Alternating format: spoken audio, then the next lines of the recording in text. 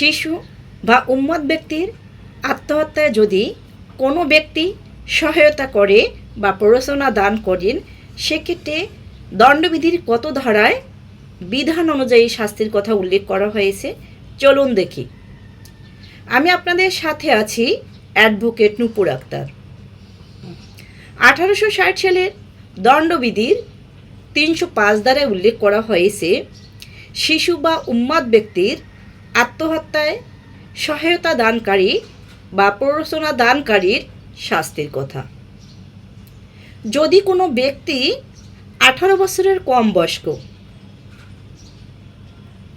নির্বোধ ব্যক্তি, উন্মাদ ব্যক্তি অথবা প্রলাপ মদ্যতা ব্যক্তিগ্রস্ত ব্যক্তিকে যদি সহায়তা করে আত্মহত্যা সংগঠনের জন্য, সেক্ষেত্রে ওই ব্যক্তির শাস্তির বিধানের কথা উল্লেখ করা হয়েছে মৃত্যুদণ্ড বা কারাদণ্ড বা অনধিক 10 বছর মেয়াদের কী হবে, কারাদণ্ডে দণ্ডিত হবে এবং অর্থদণ্ডে দণ্ডিত করবে।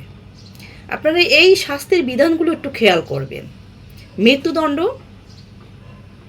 কারাদণ্ড, এই কারাদণ্ড কত বছর? 10 বছর মেয়াদি কারাদণ্ডে দণ্ডিত করবে এবং এর সাথে কি অর্থদণ্ডে দণ্ডিত করবে।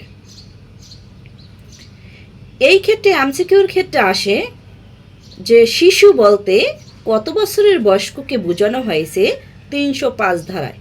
18 বছরের কম বয়স্ক ব্যক্তিকে শিশু হিসেবে গণ্য করা হয়েছে 305 ধারার বিধান অনুযায়ী।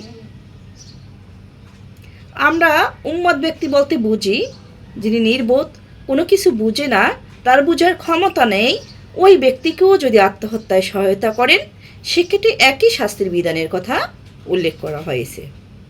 ভালো থাকবেন। যে কোনো সময় যে কোনো টপিক নিয়ে আপনাদের সামনে হাজির হব।